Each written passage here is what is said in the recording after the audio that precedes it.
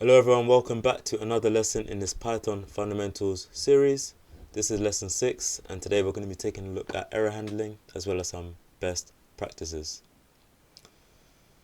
Okay, so understandably when we're writing code, mistakes happen. It's part of programming, but good error handling keeps your program from crashing. It also helps users understand what went wrong instead of just showing a scary error message. Okay? So here's a list of some common Python errors, which some of them we have already looked at. For example, syntax errors and type errors. We also have naming errors, indexing errors, value errors, zero division errors. So you've got all these different types of errors, which helps us to analyze what has gone wrong within our code. Okay. So this takes us on to our first error handling method, known as try and except. So we've got two different blocks of code here. Let's split up into the try block or the try line, okay, and then the except line. Okay, so what's happening at each section? The try block contains code that might cause an error. The except block runs when an error occurs in the try block. Okay, so the try block lets you test code that might fail. If there is an error, Python skips to the except block and it runs that code instead. So you can think of it like a safety net. So in our example here, we've got this variable called result, and the result equals 10 divided by 0. Okay, we can't divide numbers by 0. So it's going to run this except, and we're going to get a zero division error, and we're going to print. So it's going to run this block. If it's a zero division error, it's going to run this instead and print you can't divide by 0. Okay, so that we know exactly what has gone on. So it's going to print to the user you can't divide by 0, so that they know the reason why they're getting this error. Okay, so we can use this same principle but for catching multiple errors. So here we've got just some random piece of code just for argument's sake. So we're trying this random piece of code. If this random piece of code is providing a value error, then we're going to print to the user wrong value. If it's like our previous example where the user is trying to divide by 0, we're going to print you can't divide by 0. So it's a way of catching multiple errors like a safety net, and we're going to display to the user what has gone wrong so that they are not completely at a loss and stuck, stranded, not knowing what to do. Okay, and this brings us on to our other error methods of how we can catch errors. So we have else and finally. So else, this runs if no error occurs in the try block. So it's used for code that should only execute when everything works correctly. And we also have finally. So finally always runs after try, except, and else blocks. It's perfect for cleanup operations that must happen regardless of the error. So finally will always run, okay? Whereas else, it runs if there's no errors in the try block, okay? So here we've got in the try block print, we're just saying print try block. In our except block, we have print error if there's an error. Else, if there's no error, print no error. And then this will always run, or finally will always run. Okay, so we'll likely see something like print try block. Okay, that was completely fine. There was no error, so the except will not run, but else is going to run. So we're going to say else no error. So it's going to say try block, no error. This always runs. However, we want to use our exceptions carefully, as we can overdo using exceptions. Alright, because the problem with exceptions is that we need to be very specific. Okay, so you can catch all errors using exception and even print the error message, but be careful as this can hide bugs if overused, so we should only use it when necessary.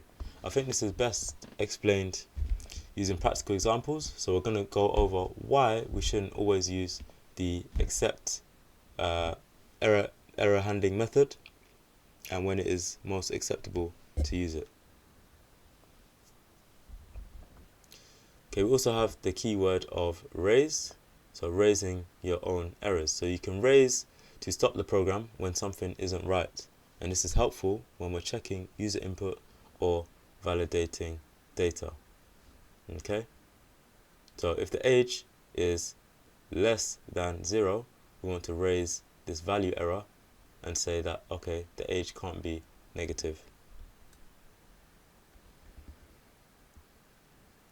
Okay, now moving on to best practices. It's simply writing clean code. Okay, so some of which we perhaps have discussed in previous lessons, such as using meaningful names. So when we are creating variables, for example, or when we was looking at our loops, for example, our for loops, we had the I character, which simply stands for index. But when we looked at, for example, when we were iterating over a list of fruits, it perhaps made more sense to call that I fruit, okay, as an example. So it's just much more cleaner at a glance, so we know exactly what is happening in our code.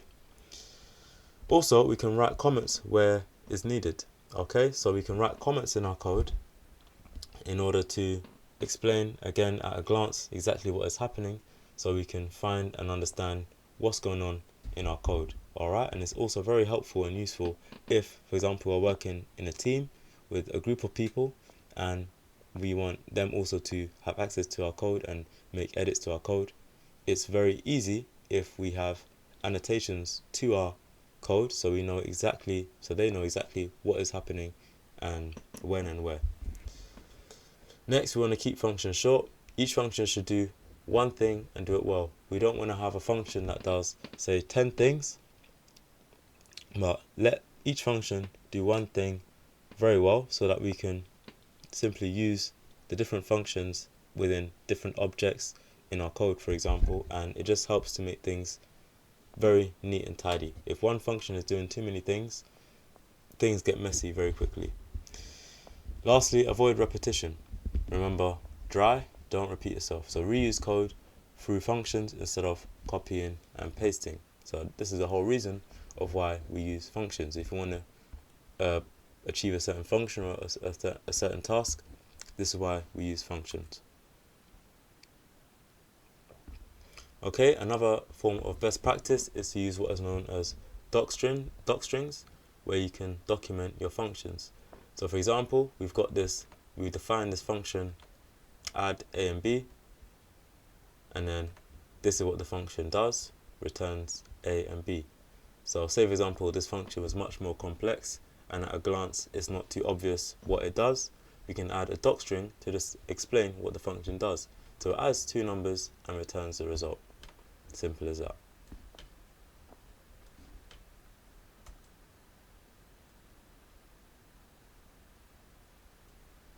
Okay, and just in regards to comments, don't just describe what the code does, explain why it's written that way, and always keep your comments in sync with the code. Outdated comments will cause confusion, so just remember to update the comments.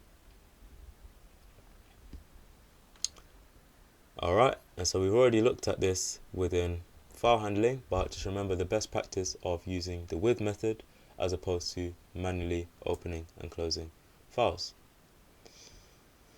So just a quick summary on error handling. So handle errors in Python using the try and except system, give helpful messages and keep your code readable. These habits make your programs more reliable and easy to maintain. Okay, so now, alright, so here we are back in our Google Colab workspace, and so let's take a look at some practical examples of error handling. Alright, so we've got this line here where we've got a variable called number, and you can see we're saying that it's of type integer, but then we've passed in a string. So we're trying to convert hello to a number, and so of course this is not going to run if we was to print number. Okay, so you can see we've got a value error, invalid, literal for integer with base 10. Okay, so that's essentially what errors are, and it will crash our program. Okay, so let's add another code block here.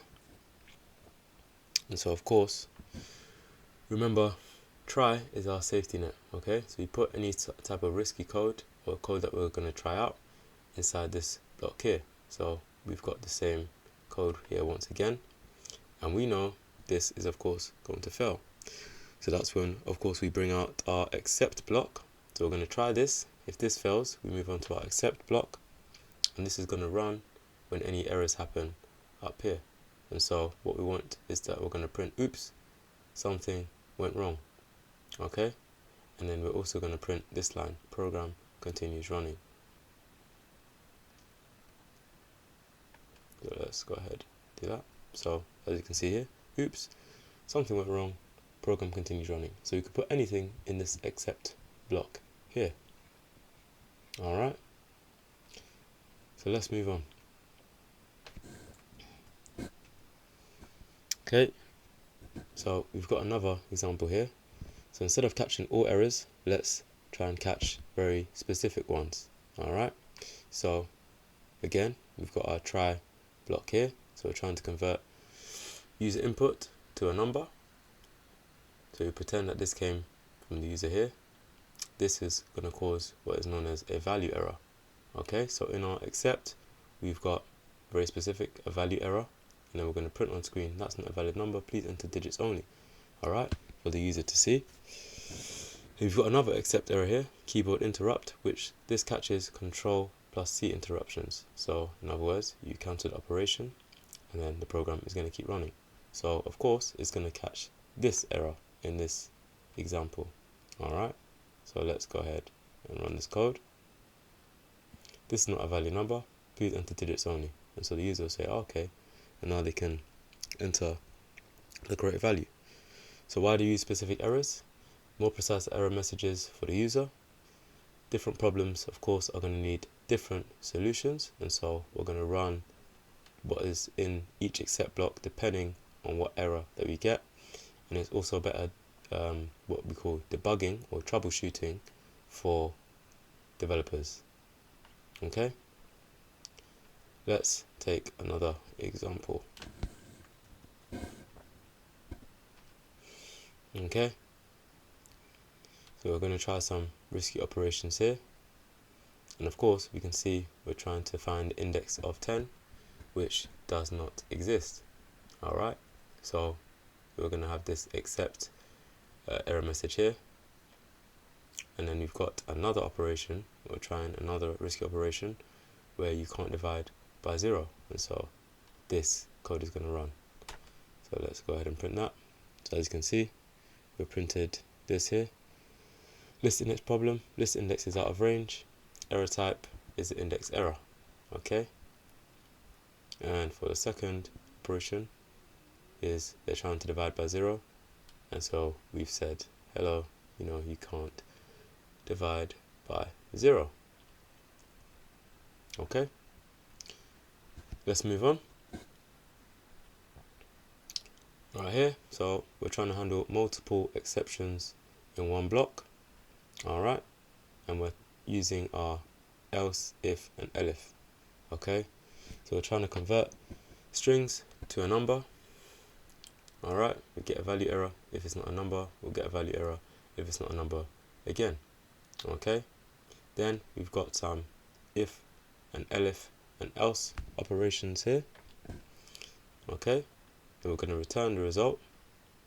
If that fails, we're going to give a value error, or a 0 division error, or exception as error, any other unexpected error. Okay, and so let's go ahead and run this and see what we get. Okay, so for the first one, we've got number 15 is printed to say that is okay. And then we've got invalid number format, could not convert the string to float. And then we've also got a division by 0 error. So you see, you can catch different errors depending on depending on what we have specified in except, or how we are deciding to catch the errors. Okay.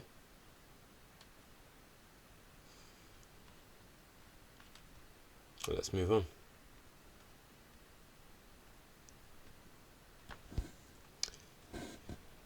Alright,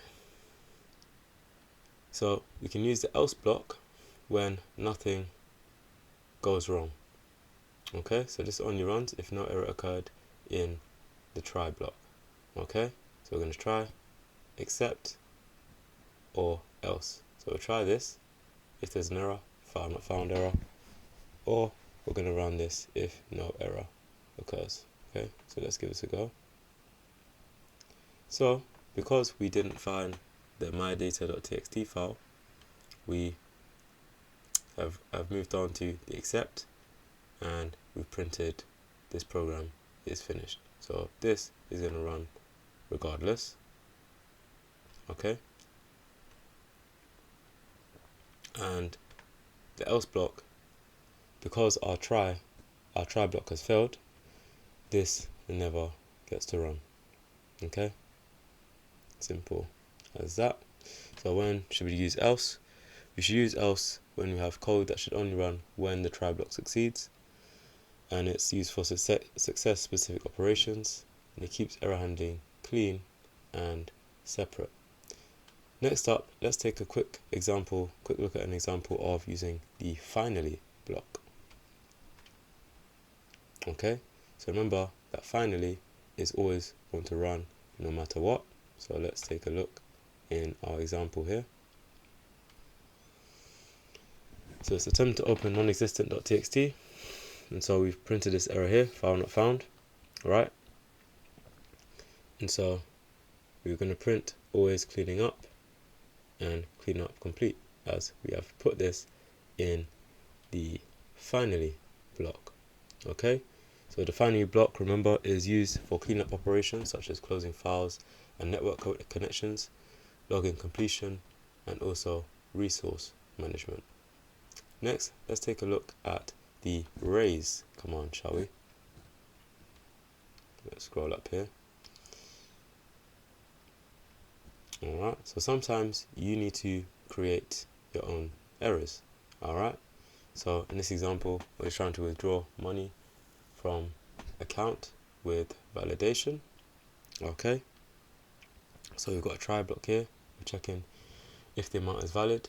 If not, we're going to raise our own error here. We're going to raise a value error and say that the withdrawal amount must be positive. Next, we're going to check if there's sufficient funds, and if not, we're going to raise another value error and say insufficient funds and display the balance, etc., etc. So let's just go ahead and run this command here.